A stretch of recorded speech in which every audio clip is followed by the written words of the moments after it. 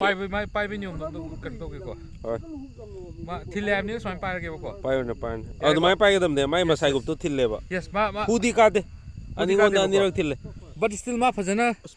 ayong na di chingre bahil ilmi su sangba ne lungda ma be ne dan bizin na woi ne soi da ne yen mari nong ne te jalo still ma sari sari ma si yen marilla natra yen marilla natra tintrola do yen marin oh yen marin da sare yes sabas nang ju doctor nang ju khoje pera ba nang yi ming dom ta hese Welcome to my channel and subscribe. And subscribe. Welcome to my channel and subscribe. Thank you, bro. Ado nang yi ming dom ta ro. Liam ju khoi mar ta ho ji chat ni ye.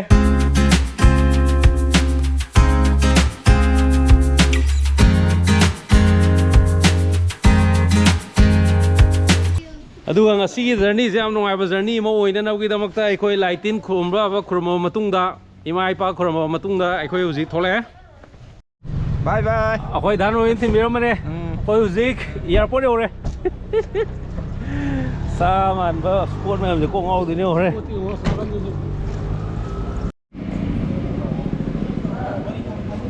sine koi gi allied anglers ki team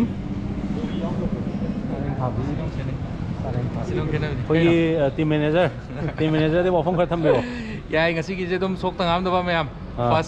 first visit oibni na ko sida concentrate tor je han bagi oina di next time everyone welcome next adi compulsory tor je dabin ki na kok ta tor sai to ka ku di yang je sile to kogi allied anglers nai kogi nong na semba kogi team ama lei allied anglers nai side de allied anglers ai je sigi akoi ahan ba trip ai tare ne matung na mayam sa kini do ngasi na ahan mani ko ji pakai then de assemble tor kan de ji airport ore airport ta ko ji second tong na sem thaw lo re ko mi taruk ni ama di kai thong re bio yo re dabin ki already khange adegi kaku ju khange da pari ju khange dabu da ju khange ai ga koi taruk ne ado hanaki journey jam no ai journey ma hoina na oi damak ta ko jam kan hona jam ni ai ro ko ju honar ke no ai na ba akoi ji ai horen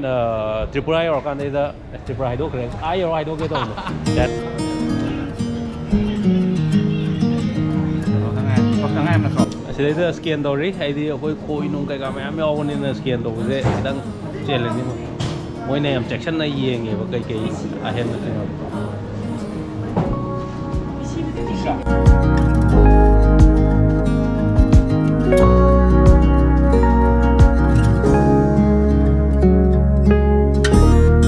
I've been acting like a wild man, sleeping like a child. You're so luminous and vibrant, I'm always in bloom for you. Always in bloom, always in bloom for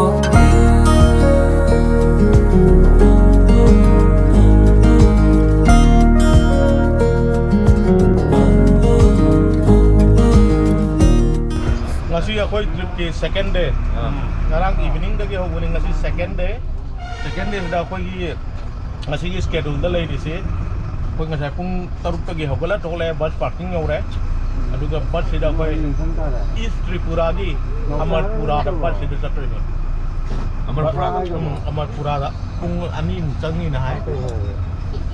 mayam mafam de kan nam theng da Kau ji ngasi gi ahan ba idi handak Tripura trip ki ko gi ahan ba spot se sabi mura na ma le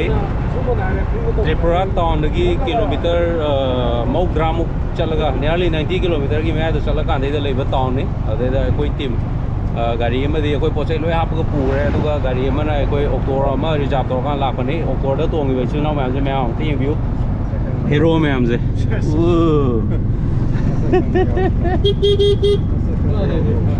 Bayo.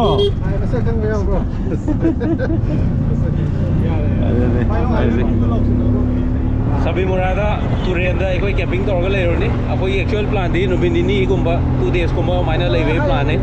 ado ahan malak pani na ko ado sport ni am fajar ma ba ikoi even continue to bagi chance am na wang na lei koi chan na thang na ba loi leire do ji sabi muragi lambi je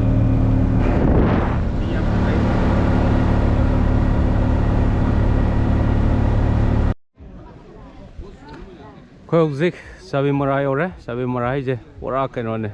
ꯈꯨꯡꯒꯪ ꯑꯃꯅꯦ ꯑꯗꯣ ꯃꯌꯥꯝꯒꯤ tourist spot ꯍꯥꯏꯇꯥꯔꯦ ꯁꯤ ꯖꯒꯥꯁꯦ ꯆꯥꯕꯤꯃꯣꯔꯥꯅꯦ ꯆꯥꯕꯤꯃꯣꯔꯥ ꯌꯧꯁꯜꯂꯛꯑꯦ ꯑꯃꯔꯄꯨꯔꯗꯒꯤ ꯑꯣꯇꯣꯗ ꯑꯩꯈꯣই ꯚꯔꯥ ꯂꯨꯄꯥ 350ꯒꯤ ꯇꯣꯡꯉ ꯃꯇꯨꯡꯗ ꯑꯗ ꯆꯥꯕꯤꯃꯣꯔꯥꯁꯦ ꯌꯦꯡꯁꯤ ꯃꯌꯥꯝ ꯆꯥꯕꯤꯃꯣꯔꯥ ꯌꯦꯡꯁꯦ ꯄꯨꯂꯤꯁ ꯃꯌꯥꯝ ꯂꯩ ꯉꯁꯤꯗꯤ ꯀꯩꯒꯤꯅꯣ ꯍꯥꯏ ꯀꯥꯟꯗꯩꯗ ꯉꯁꯤꯗꯤ ꯃꯅꯤꯡꯗ ꯒꯥꯔꯤ ꯃꯌꯥꯝ ꯈꯥꯝꯕꯤꯁꯦ ꯄꯨꯂꯤꯁ ꯀꯩꯀꯥ ꯃꯌꯥꯝ ꯑꯃ ꯗ꯭ꯌꯨꯇꯤ ꯇꯥꯔ ꯂꯩꯔꯝꯃꯦ ꯀꯩꯒꯤꯅꯣꯅ ꯍꯪꯕꯅꯦ ꯑꯗꯣ ꯃꯣꯏ ꯍꯥꯏꯁꯦ ꯀꯩꯅꯣ ꯉꯁꯤ ꯒꯣꯚꯔꯅꯔ ꯂꯥꯛꯄꯒꯤ ꯑꯣꯏ ꯂꯩꯔꯝꯃꯦ ꯁꯤꯗꯩꯗ ꯒꯣꯚꯔꯅꯔ ꯀꯣꯏꯕ ꯂꯥꯛꯄꯖꯥꯠꯅꯦ ꯃꯣꯏꯒꯤ ꯇ꯭ꯔꯤꯄꯨꯔꯥꯒꯤ ꯒꯣꯚꯔꯅꯔꯁꯦ ꯑꯗꯨꯗꯨꯅ ꯍꯧꯖꯤꯛ ꯆꯥꯕꯤꯃꯣꯔꯥ ꯆꯪꯉꯦ ꯆꯥꯕꯤꯃꯣꯔꯥ ꯍꯥꯏꯁꯦ ꯑꯍꯥꯟꯕ ꯑꯩꯈꯣꯏ ꯊꯨꯡꯐꯝꯁꯦ ꯃꯣꯏꯒꯤ ꯇꯨꯔꯤꯁ ꯁ꯭ꯄꯣꯠ ꯑꯣꯏꯔꯤ ꯖꯒꯥꯗꯨꯗ ꯑꯩꯈꯣꯏ ꯊꯨꯡꯉꯤꯅꯦꯕ ꯂꯩꯕꯁꯨ ꯁꯤꯗꯩꯗ ꯃꯈꯥ ꯇꯥꯅ ꯀꯃꯥꯏꯅ ꯇꯧꯔ ꯂꯩꯅꯤ ꯈꯣꯠꯅꯤꯗꯣ ꯍꯧꯖꯤꯛ ꯈꯟꯅꯔꯅꯤ ꯑꯗꯣ ꯑꯩꯈꯣꯏ ꯄꯥꯔꯇꯤ ꯃꯌꯥꯝꯁꯦ ꯑꯣ ꯍꯥꯏ ꯕꯌꯥ ꯆꯥꯕꯤꯃꯣꯔꯥꯁꯤ ꯂꯩ ꯅꯣꯏ ꯌꯦꯡꯂꯨꯔꯕꯣ ꯌꯦꯡꯉꯣ ꯐꯖꯔꯦꯅꯦ ꯁꯤꯗ ꯄꯨꯂꯤꯁ ꯃꯌꯥꯝ ꯂꯩ ꯁꯤꯗꯤ ꯃꯣꯏ ꯀꯩꯅꯣ ꯇꯧꯕꯩ ꯑꯃꯅꯣ ꯑꯥꯏꯂꯦꯟꯁꯦ ꯌꯥꯔꯦ ꯐꯖꯔꯦ ꯑꯥꯏꯂꯦꯟꯒ ꯂꯩ ꯁꯤ ꯇꯨꯔꯦꯟ ꯈꯨꯄꯥꯝꯅꯦ ꯁꯤꯗꯤ ꯕꯥ ꯁꯤꯗ ꯕꯣꯇꯤꯡ ꯇꯧꯕ ꯈꯣꯠꯄ ꯂꯣꯏ ꯌꯥꯔꯦ ꯁꯤ ꯇꯨꯔꯦꯟꯁꯤ ꯐꯖꯔꯦ ꯑꯁꯦꯡꯕ ꯕꯣꯠꯇꯤ ꯑꯆꯧ ꯑꯆꯧꯕ ꯂꯩꯇꯨ ꯁꯥ ꯃꯥꯟꯕ ꯁꯤꯗꯤ ꯈꯤꯇꯪ ꯇꯧꯔꯛꯇꯧ ꯃꯥꯟꯕ꯭ꯔꯣ ꯇꯧꯅꯤꯅꯦ ꯁꯤꯗꯤ ꯌꯥꯝ ꯊꯤ ꯇꯧꯅꯤꯅꯦ ꯁꯤ ꯇꯨꯔꯦꯟꯁꯤ ꯐꯖꯔꯦ ꯍꯥꯏꯒꯨꯝꯅ ꯇꯨ ꯉꯥꯔꯦꯟ ꯑꯗꯨꯛꯀꯤ ꯃꯇꯤꯛ ꯂꯩꯌꯦ ꯁꯤꯒꯤ ꯇꯨꯔꯦꯟꯁꯤꯗ ꯉꯥꯔꯦꯟ ꯉꯥꯔꯦꯟꯗꯤ ꯑꯩꯈꯣꯏꯅ ꯑꯔꯥꯡꯕ ꯉꯥ ꯑꯃ ꯑꯆꯧ ꯑꯗꯨꯝꯕꯗꯣ ꯑꯗꯨꯝꯕ ꯀꯩꯅꯣꯁꯦ ꯐꯖꯅ ꯀꯨꯡꯉꯦ ꯍꯥꯏꯕ ꯁꯤꯒꯤ ꯇꯨꯔꯦꯟꯁꯤꯗ ꯑꯣ ꯑꯦꯁ ꯈꯔ ꯅꯩꯗꯣꯔꯕꯅꯤꯅꯦ ꯈꯔ ꯇꯧꯔꯛꯄꯒꯤ ꯆꯥꯟꯁ ꯂꯩꯅꯦ ꯅꯠꯇ꯭ꯔꯣ ꯈꯔ ꯇꯧꯔꯛꯄꯒꯤ ꯆꯥꯟꯁ ꯂꯩꯅꯦ ꯂꯩ ꯁꯥ ꯃꯥꯟꯕꯅ ꯐꯥꯕ ꯌꯦꯡ ꯇꯥꯔꯦ ꯑꯁ ꯑꯗꯨ ꯇꯨꯔꯦꯟꯗꯤ ꯅꯆꯤꯟ ꯊꯤ ꯁꯤꯅꯔꯤ ꯐꯖꯔꯦ ꯑꯁꯦꯡꯕ ꯁꯤꯅꯔꯤ ꯐꯖꯩ ꯏꯔꯪꯒ ꯑꯗꯨꯝ ꯍꯥꯏꯐꯦꯠ ꯃꯥꯟꯅꯔꯒ ꯇꯧꯔꯒꯀꯣ ꯆꯤꯡ ꯌꯧꯇꯨ ꯁꯤ ꯆꯤꯡꯅꯤ ꯆꯤꯡ ꯀꯥꯔꯛꯇ ꯆꯦꯜꯂꯤ ꯇꯨꯔꯦꯟꯁꯨ ꯈꯨꯄꯥꯝꯅꯤ ꯑꯗꯨꯝ ꯄꯥꯏꯑꯕ ꯍꯥꯏꯇꯥꯔꯦꯅꯦ ꯄꯥꯏ So many times I've stranded, a castaway on an unknown shore, although a stranger in this continent, I'm always in bloom for you, always in bloom for না কথা না দেখুন দাদা মানে কথা ইদি আপনার হেল্পে আপনার যোগাযোগ করে যাই হোক না শুধু বোটিং এর টাকা পয়সা দিলে এবার বাকি কিছু লাগবে না যাই হোক আরে তো এই আর কি তো ওই দিকে করন যাবো না আচ্ছা সঙ্গে চলে যা 레베 아니지 레베 안에 나는 그만 방대노 방어이 커뮤니케이션 아마도 방어이 ꯑꯗꯨꯅ ꯄꯤꯛꯑꯞ ꯇꯥꯏꯃꯤꯡꯒ ꯗ꯭ꯔꯣꯞ ꯇꯥꯏꯃꯤꯡꯒ ꯑꯗꯨ ꯈꯛꯇꯅꯤ ꯑꯗꯨ ꯍꯌꯦꯡ ꯂꯥꯛꯑꯣ ꯍꯥꯏꯔꯣ ꯀꯃꯥꯏꯅ ꯀꯝꯃꯨꯅꯤꯀꯦꯁꯟ ꯄꯨꯡ ꯀꯌꯥ ꯂꯥꯛꯑꯣ ꯍꯥꯏꯅꯣ ꯀꯔꯤꯅꯣ ꯀꯃꯥꯏꯅ ꯑꯗꯨ ꯕ꯭ꯔꯣ ꯃꯥꯛꯇꯤ ꯌꯥꯔꯦ ꯍꯥꯏꯕꯀꯣ ꯃꯥꯒꯤꯁꯤꯗꯤ ꯑꯩꯈꯣꯏꯒꯤ ꯅꯤꯡꯗꯣ ꯍꯥꯏꯕ ꯇꯥꯔꯦ ꯑꯗꯨꯅꯤ ꯑꯩꯈꯣꯏ ꯉꯁꯥꯏꯒꯤ ꯁ꯭ꯄꯣꯠꯇꯣ ꯑꯗꯨꯗꯒꯤ ꯍꯧꯖꯤꯛ ꯊꯤꯜꯍꯜꯂꯦ ꯁꯤꯗꯩꯗ ꯑꯁꯣꯝ ꯑꯃꯒꯤ ꯑꯥꯏꯂꯦꯟꯁꯦ ꯁꯤꯗꯩꯗ ꯑꯩꯈꯣꯏ ꯑꯍꯤꯡ ꯍꯣꯜ ꯇꯧꯔ ꯂꯩꯗꯣꯏꯅꯤ ꯇꯧꯔꯦ ꯁꯤꯗꯩꯗ ꯑꯩꯈꯣꯏꯒꯤ ꯄꯥꯌꯣ ꯂꯩꯔꯦ ꯁꯥ ꯃꯍꯤ ꯂꯩꯔꯦ ꯗꯥꯕꯨꯗ ꯂꯩꯔꯦ ꯑꯩꯈꯣꯏꯒꯤ ꯁꯥꯔ ꯄꯥꯍꯔꯤꯒ ꯑꯩꯈꯣꯏ ꯄꯨꯂꯞ ꯂꯩꯔꯦ ꯁꯥꯔꯁꯦ ꯑꯩꯈꯣꯏ ꯑꯥꯏꯂꯦꯟꯗꯣ ꯍꯣꯜ ꯇꯧꯔ ꯂꯩꯗꯣꯏꯅꯦ ꯑꯥꯏꯂꯦꯟ ꯑꯣꯐꯔ ꯁꯤꯒꯤ ꯇꯨꯔꯦꯟꯁꯦ ꯂꯥꯟꯊꯣꯛꯑꯒ सिगा आइलैंड के तो लगे खाली भाई जाऊं खाली इधर इधर इधर इसमें छोड़ दीजिए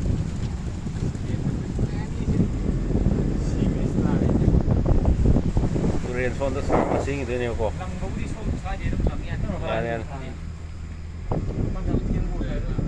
इधर माना ड्रॉप तो गिरे कोई कैंपिंग साइट ले और कोई स्पॉट से कोई स्पॉट से तो आमने तो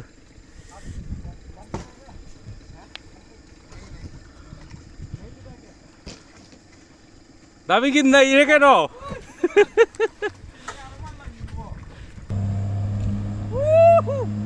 ये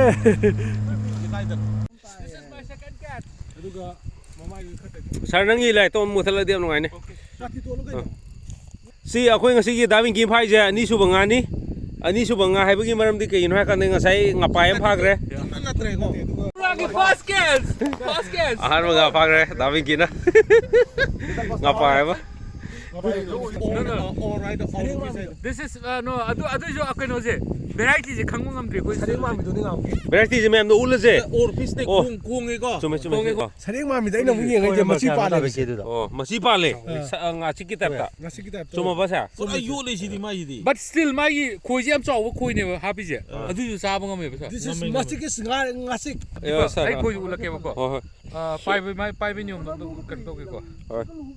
ma thilam ni swan pa ke ba ko pai na pan adu mai pai gadam de mai masai gup to thille ba yes ma hudi ka de ani ngonda ani rak thille but still ma phajana ayong na di chingre bahil ilmi su sang ba ne lungda ma be ne night vision na woi ne swai da ne yen mari nong ne te jalo still ma te sari ma si yen marilla natra yen marilla natra te trola do yen marin oh yen marin da sar adu si sareng ma mi te se ngaten man mga hai ko ngaten man ba sari ngai di mamai ro no ge da ado ngam ki di sareng ma le dra sareng ma cha ma le dra adu si ga khena re si di kha khene ba si ngaten man manga ne ba si ngaten ma mga ne ba ado ngaten ma mga o ju si ya re gi manaba mui gi nga yok pe fishery gi da lei moi da ha ge hango adu si machi yawe adu di nga chiki tap thille machi je nga chiki tap ngasi ki thille ta to ngase pi fare fajare ai gi sa mahi le re si le ne si le ngase man bi kari ba mami te du ki matik chaw ra singa je mami chawe pi khu bik si ga ne mami lor yu san re nungdan sa ba gane night vision o nga ne ba se tu night vision o re tu kai thag yong mon mami lang nge japan thab re akhoi sar pari le re du ga akhoi gi ngasi gi Tripura trip sidai da han manga akhoi gi sar binki na ngasai nga paem phag re sina ani su banga ni ma gi sarbi gi di ta do nga maming de khangdre anon ni nga maming de khangdre sar ko okay singa je akhoi gi khangmai sin law jing na maming comment da sungoi soi da hapcham biro na ki nang no horen baro da nei ga da khara ro hawen baro dai da mu live to se ya dai ma ha di hujiki timing je ko di first time mo dune u je hawen baro dai chop tu je Hoi. ko gi na di si gi ha ta ko ya mom chop cha bo ne du bu si ture da nga phani pharo ko khangdri ba si gi pyong khang dre du na hawen tarama thoi baro tak bu do tarama baro ga du theng ma le mi amuk saunar ne tarama kha tarama thoi dai da ko gi si gi la am phatana usara ge ya ya kai nga phage do khara di far ni fare fazalo ne taw je taw fare makata bai namjara ge fare fare khoi husi chak cha bolo re koi sar ho ju tabe de bai wo je nang kho jo pro re tei sak